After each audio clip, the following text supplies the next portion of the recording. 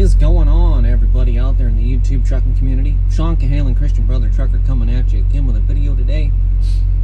And today, wouldn't you know it, winter's already showing its ugly head here in Wyoming. And for all of you that don't know, Wyoming is its own special kind of special.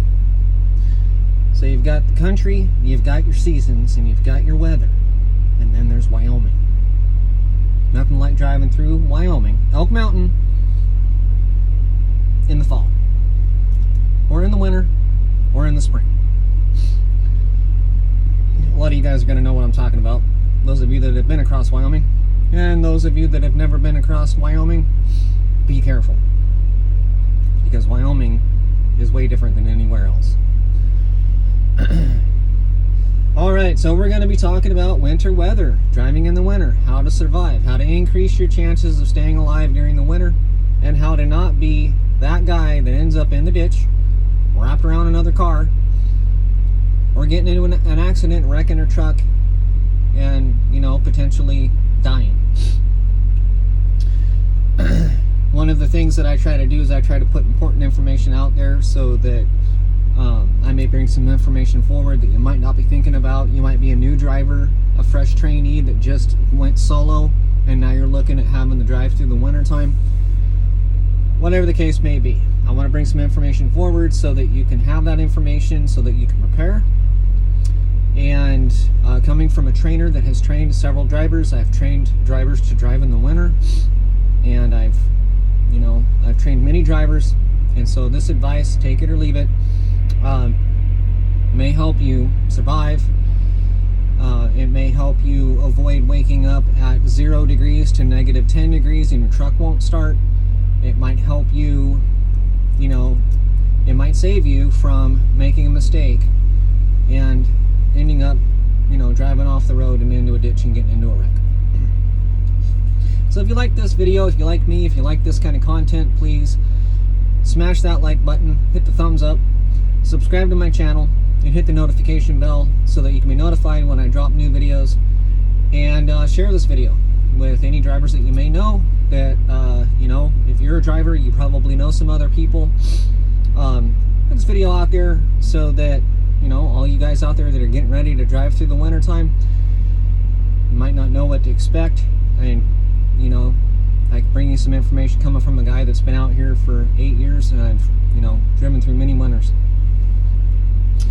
Alright, so let's start this off. I had to make a list, because there's a lot that you got to prepare for, and a lot of items that you want to have on the truck that, you need to start switching into winter driving mode here, and start preparing now, the end of October into November, because in November, that's when temperatures drop, and that's when stuff gets really fun and interesting out here.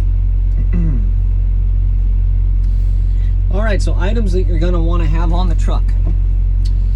The first most important thing to remember when you're getting into fall and when you're getting into winter is that windshield washer fluid that's in your tank needs to be drained. It needs to be used up, because it's probably most likely summertime, designed for above 20 degrees, maybe rated down to not negative 10, but it's summertime fluid. It's going to freeze up as soon as it gets cold out. If that tank freezes, your lines are going to get frozen, and you're going to go turn the windshield wipers on to try to wipe off all the grime and stuff off your windshield, and you're going to get no fluid coming up through your lines. You want to go to a truck stop or Walmart, you can pick it up, truck stops, Walmart, and you want to get the cold weather, minus 30, extreme temperature, oh my god, it's cold out, winter wash fluid. Don't get caught driving into 20 degrees or colder with summertime fluid in your tank. It will freeze up, your lines will freeze up, and your windshield washers will not work. Now let's talk about anti-gel. Anti-gel, so for those of you that don't know, diesel fuel, untreated diesel fuel, will start to gel up at 15 degrees. So what does gelling mean? Well, your fuel is in a liquid state in warm temperatures. When the temperature drops, it's kind of like putting Jell-O in a fridge and making Jell-O. So if you've ever made Jell-O before, you take your Jell-O mix and then you mix it with water and it's liquid. Well, you put it in the fridge and then it solidifies and becomes jelly. Well, diesel fuel is very similar. It doesn't become gel, but what it does is it starts to wax and it starts to thicken up and it becomes gel-like. So what happens is when it gets into your fuel filter, it will not go to your engine because it will get caught up in that fuel filter and it will get plugged up. So with this is a little bit complicated, but I will give you kind of a rough rundown on what to look for and what to think about and what to plan for when you're dealing with diesel fuel and anti-gel. In the United States, the truck stops will start to switch over to a winter blended fuel at about mid-November to the end of November. They will treat their fuel based on their known national temperature zone range. What does that mean?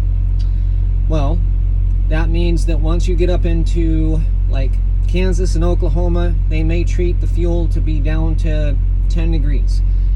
They may add a little bit more the further north that you come, like into Wyoming and Montana.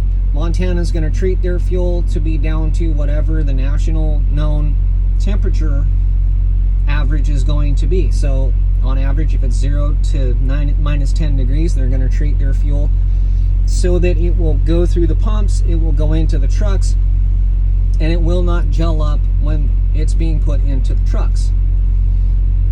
They treat it because they don't want it gelling up in transit when it's being transported and when it's being put into your truck as it's going through the hose up into the pumps, being stored in their tanks, so on and so forth. So they treat it so that it doesn't gel up. Some of the things you want to keep in mind is if you're on a long trip from Texas and you're going all the way up to Montana, you're going to want to know, okay, where did I put my fuel on and what are the temperatures going to be when I get up to where I'm going. So there's a lot of different types of anti-gel treatment that you can buy at the truck stops. You got Howes, you've got, well, you know, there's different kinds of anti-gel. On the bottle, you're going to want to make sure that it says anti-gel, and then you're going to want to follow the instructions on the back of the jug because they make different strengths that will treat, you know, this many ounces per 100 gallons, this many ounces per 50 gallons. So you're going to want to treat your fuel according to the instructions on the bottle.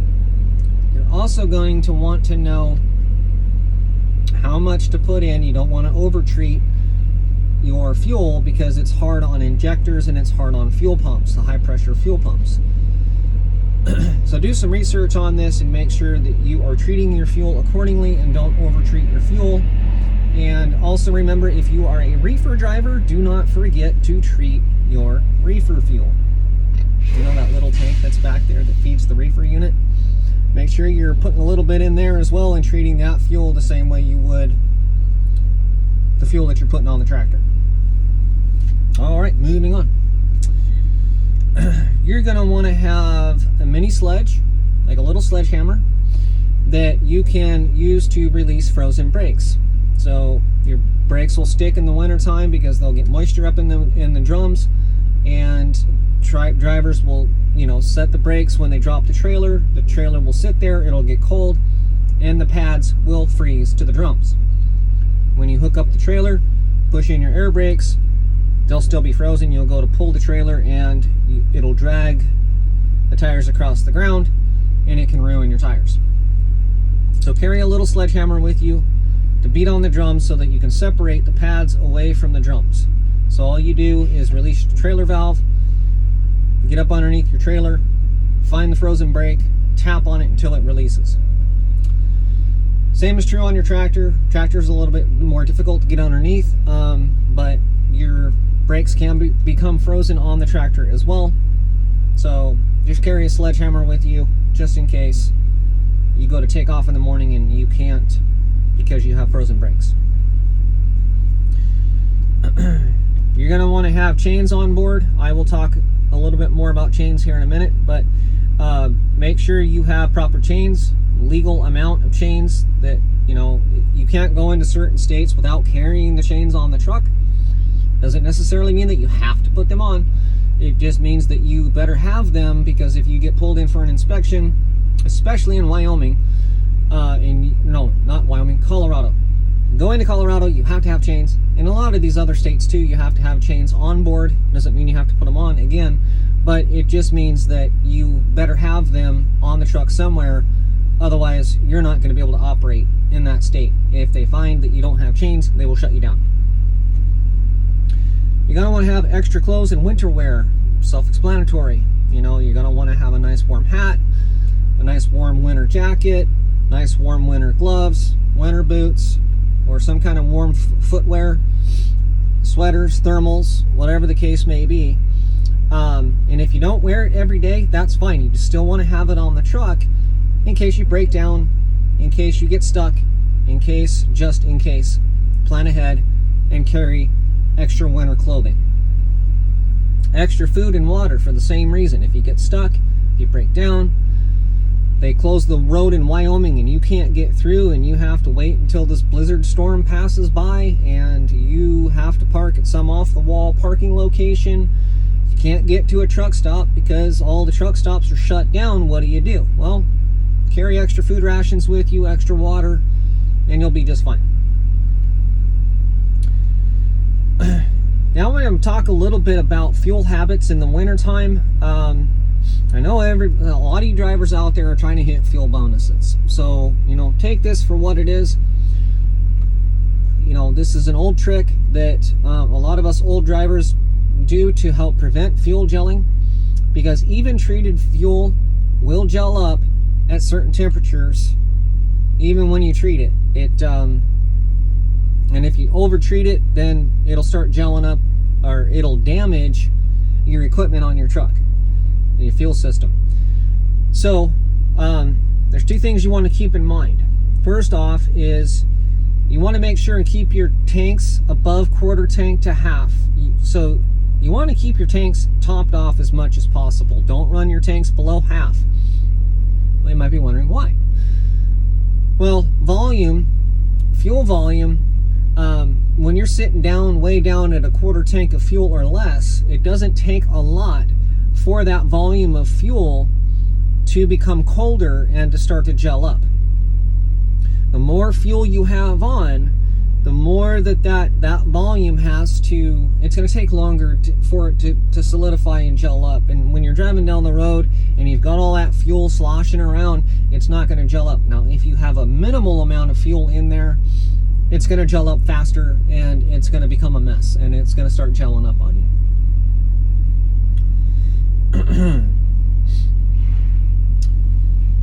All right.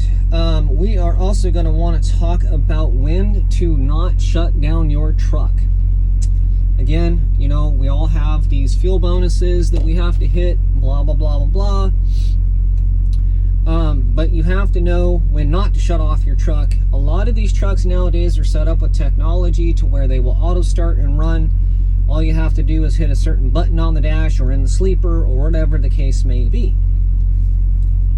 Freightliners, Peterbilts, most trucks nowadays are going to have some kind of smart idle system set up. Make sure that you know how it works and you know and understand what your temperature settings are on the truck. What do I mean by this? Most of these smart idle systems are set up to monitor coolant temperature or oil temperature or some kind of external temperature, ambient temperature, where the truck will stay running.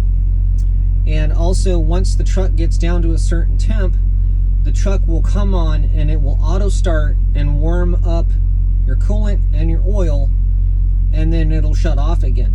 A lot of these systems also will monitor your batteries, and when your batteries get down to a certain level, charge level, it will start up and it'll charge your batteries back up and it'll shut down.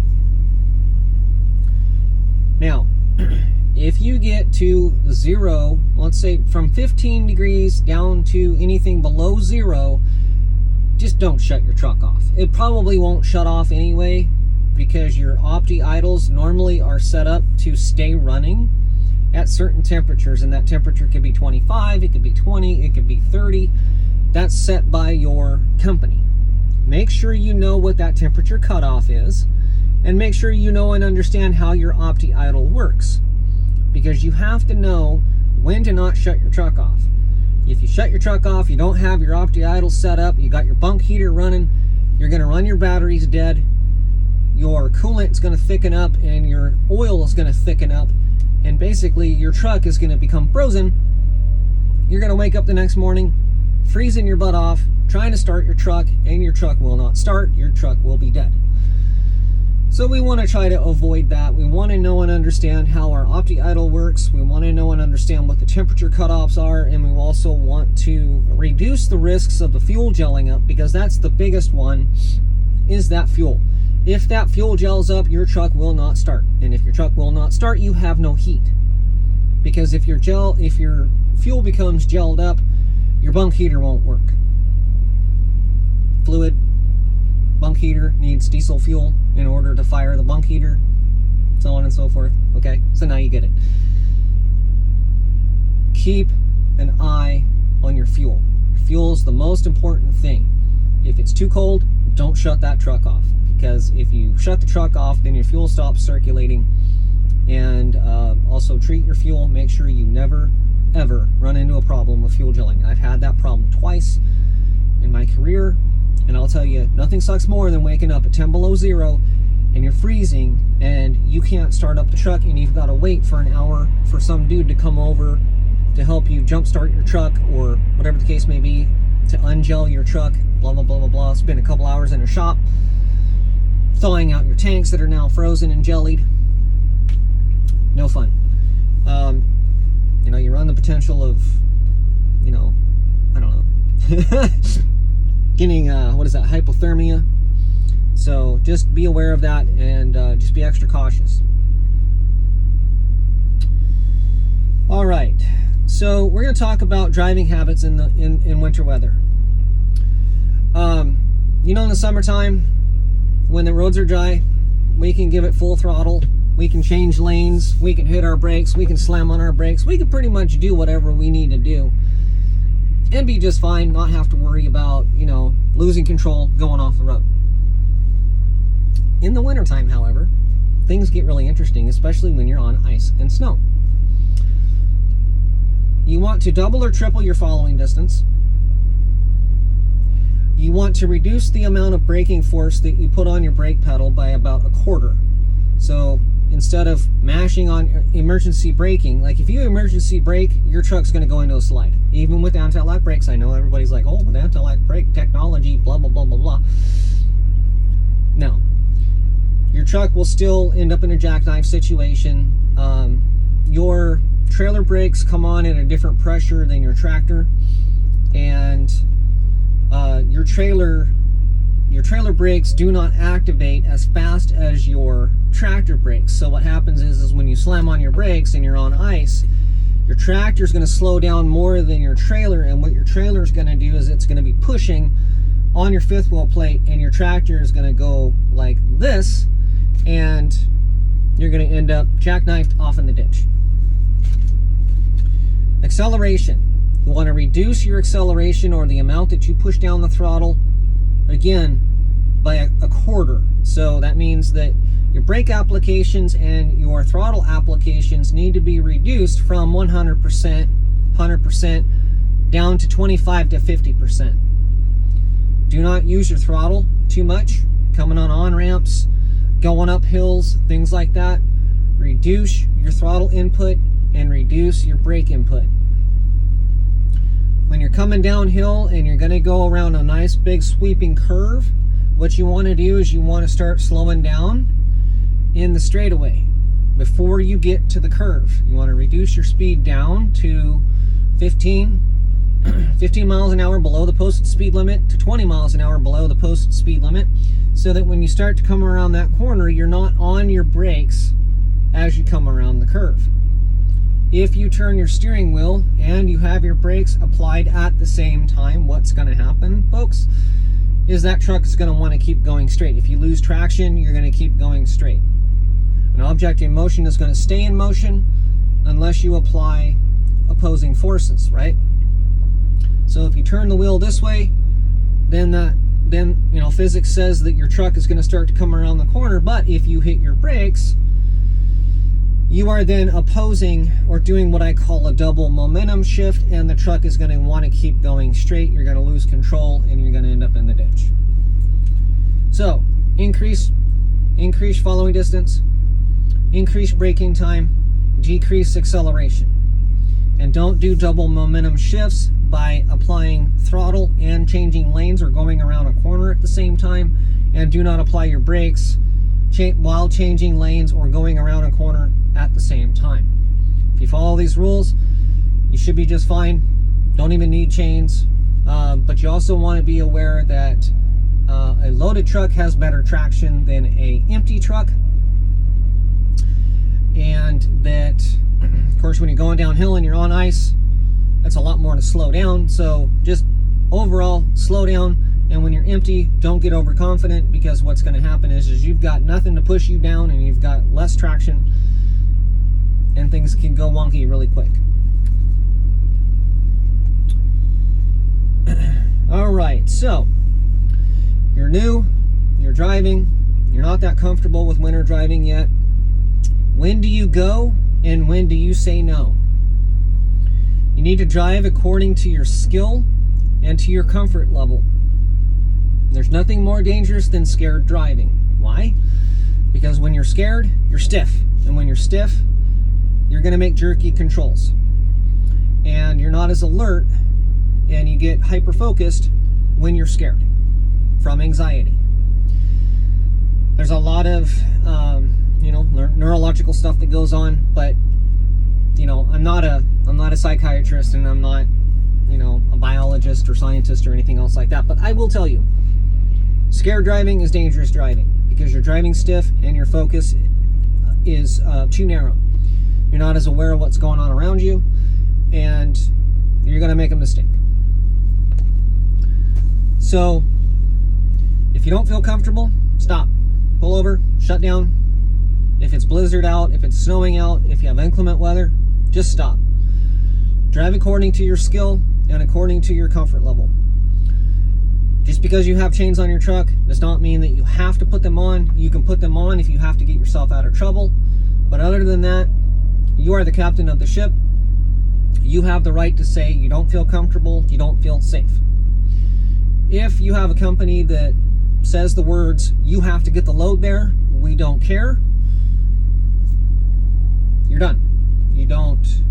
Do not drive for that company any longer. The company should put your safety and the safety of the load and the safety of the motoring public first. And if they do not, you shouldn't drive for them. All right. Pre-trip and planning for the weather. So when you're pre-tripping, you can download weather apps. You can also download state websites that will tell you about current road closures. But keep in mind, folks, that you're also not just going to want to know what the current road conditions are if you're driving across, say, Colorado, and you're down in Lyman, and you're going to be going up the Colorado Rockies. You're a few hundred miles away from the Colorado Rockies, so you not only want to know what's coming up or what the current road conditions are, you're going to want to check the weather forecast. So that when you get to the base of the Colorado Rockies and you start coming up the Colorado Rockies, you don't run into a chain light. The chain lights are flashing and they're shutting the road down because the blizzard started an hour and a half ago and now there's 2 inches of snow on the ground. But when you started out the day, the road was open, blah, blah, blah, blah, blah. Okay. So with, pre-trip and planning for the weather, you're going to want to check the weather along your route. Know before you go. If you want, you can call your fleet manager. And your fleet manager can usually help you look it up. They don't expect, and a lot of us veteran drivers out here don't expect you to know how to do all this stuff. So practice it. Talk to other veteran drivers. Ask them how they do it. I know that people that have a long career, we do this because we have to keep track, especially of road closures and blizzards. Now, the state of Wyoming is one of the sketchiest to drive across. So is Colorado, parts of Nebraska, because what we get over here is high winds and snow drifts. And snowdrift is where the powdered snow gets blown across the road, and you can have nice dry roads, and then all of a sudden you're driving across 1 to 2 inches of compacted snowdrifts. And when you're driving across those, you can't see the road anymore. The road disappears. So know before you go, know when to say no, know when to play it safe and shut down. Plan on less miles per day and accept it. A lot of people, they don't do this, and they'll fight it.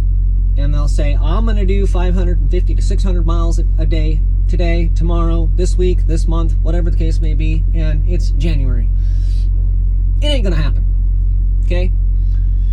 You know, if you have been out here for a while, or if you haven't, pay attention.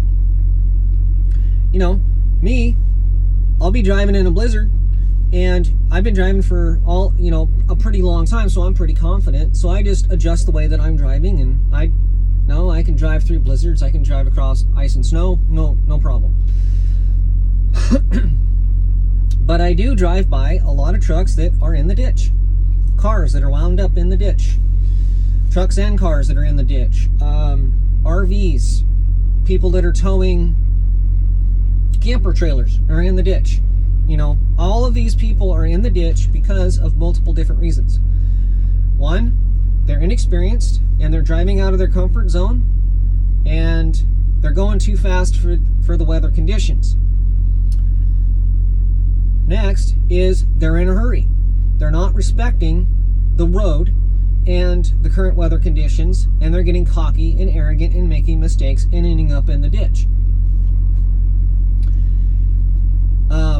So that's why I say, know your skill, respect your own skill level, and know and acknowledge your own limitations. It's okay if you shut down and don't drive. I have more respect for drivers that know when to stop and will get the load there safely. Dispatch is the same way. Most trucking companies want the load to get there safely. They'd rather not have to pick it out of the ditch. You know, they don't want to have to go through all those claims and have to pull your truck out of the ditch and everything else, because it destroys trucks when they go in the ditch.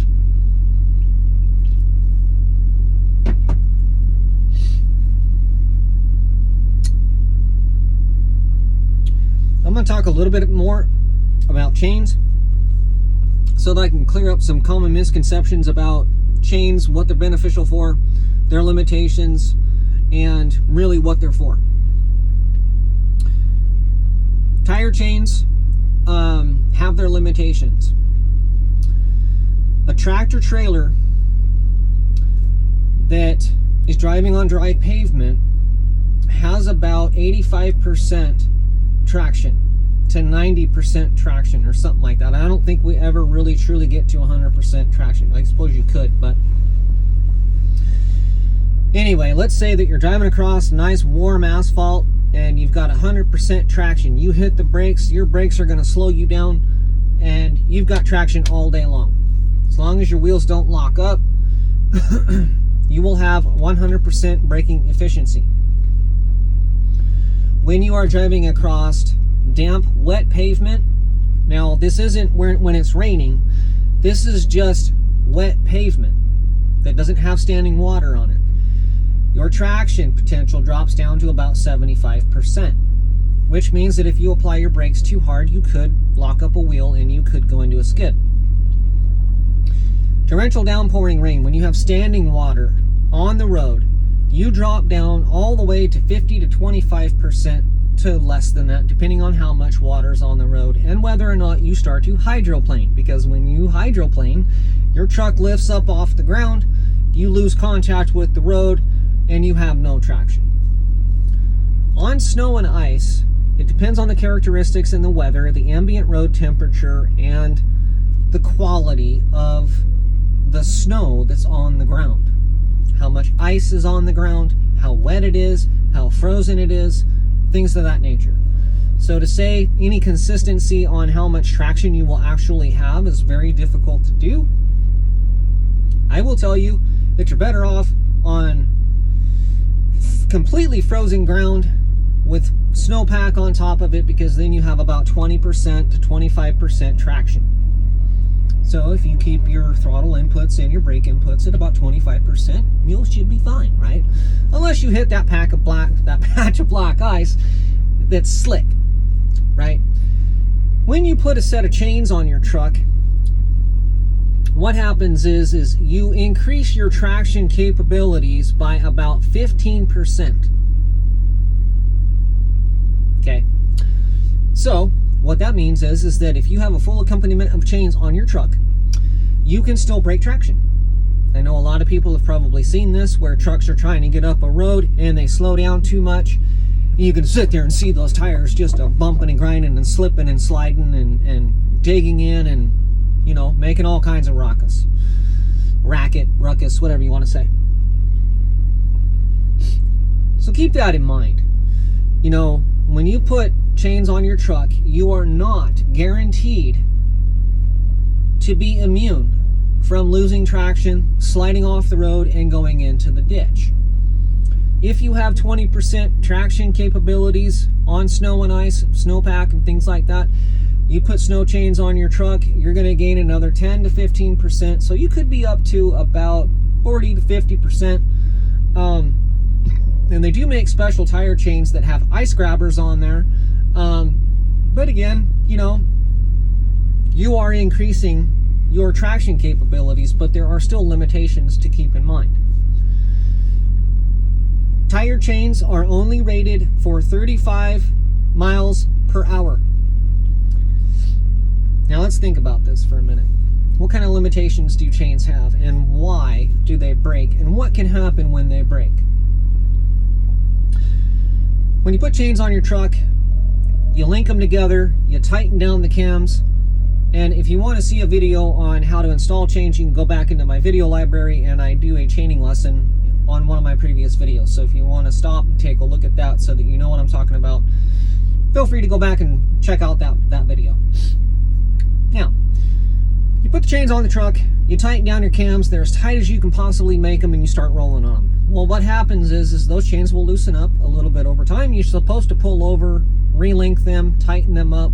You can use bungees to help hold them tight. But you're putting chains on a wheel, and that wheel is spinning around. Now, this isn't just a spinning wheel. You have, you know, about 17,000 pounds of pressure pushing down on these tire chains as this tire is spinning around. How fast does a tire go around? I don't really know. It's fast. There's a lot of weight. There's a lot of pressure on there. The faster you go, the more that the chains are going to pull out because of centrifugal force, right? So if you think about a centrifuge that lab technicians use, merry-go-round, you're going around a merry-go-round and it's pushing out. The gravitron at the circus, you know, where you sit up against the wall, you're leaning up against the wall and it starts going around, and then all of a sudden you go up. Well, that's what a tire chain is doing, is it's being forced out as you drive faster and faster and faster and faster and faster and faster and faster. Okay? The more you go over 35 miles an hour with a set of tire chains on your truck, the more they're going to push out, the more they're going to stretch.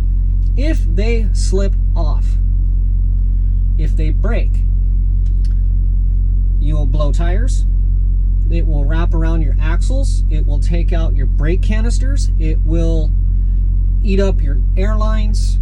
It will destroy a lot of different things. What I do when I put chains on, I tighten them. I drive for a little while. I stop. I retighten them, and I roll both of my windows down that far, about a couple of inches, both windows. Why do you do that, Sean? I do that because I don't want to not hear what's going on out there.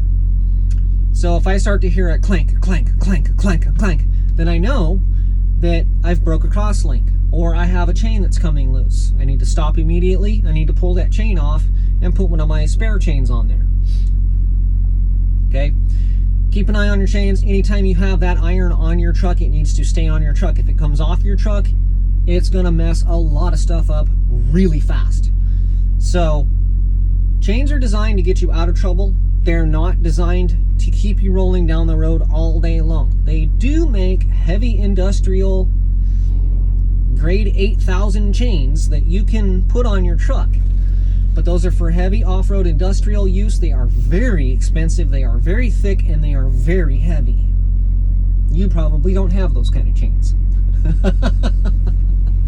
You have the cheap made in Taiwan, made in China chains that, you know, are sold. It might be made in the USA, but you get the idea. They're cheap.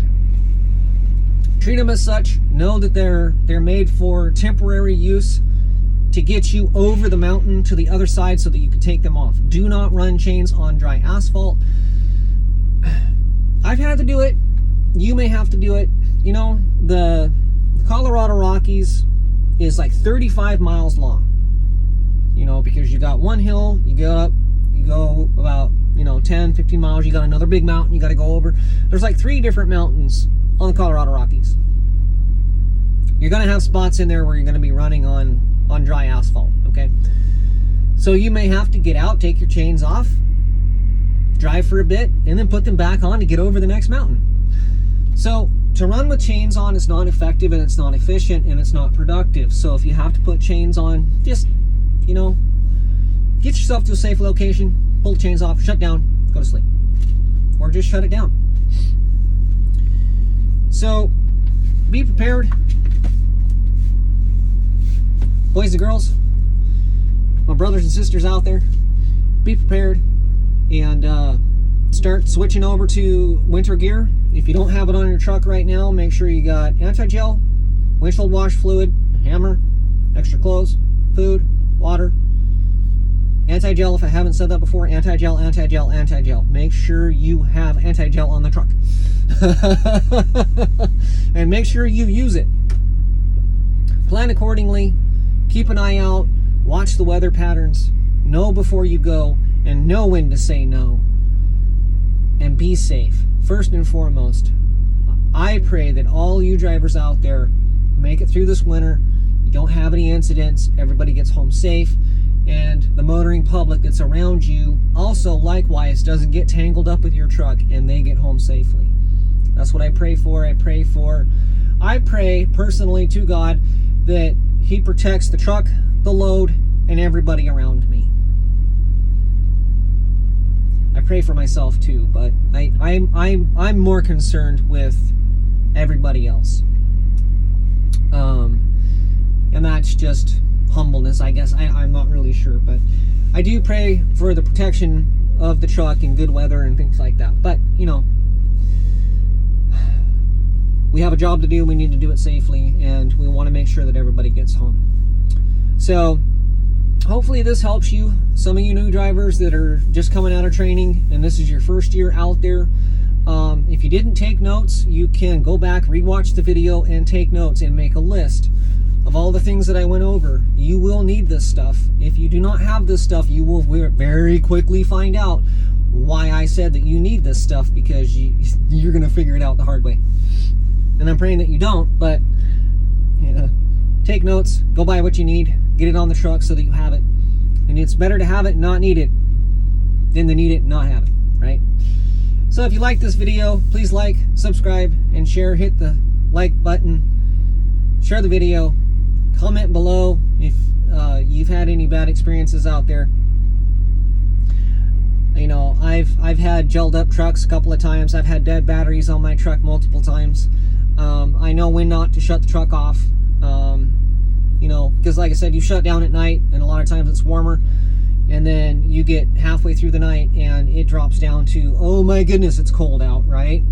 You wake up the next morning, truck won't start. Oh, why did I shut the truck off last night? Things like that. So comment below if you've had any bad experiences in the wintertime. Comment below if you give me a thumbs up and say, hey, yeah, thanks for thanks for bringing this up. I didn't think about that, you know. But it's just really important that you prepare. Do not get caught unawares. And because figuring this stuff out the hard way, I wasn't taught any of this stuff when I first came into trucking. I had to learn it all the hard way. So if I can keep somebody out there from not having to learn this stuff the hard way, if I save you some troubles, that's a blessing to me. So again, like, subscribe, and share, and as always, thanks for watching, and God bless you all.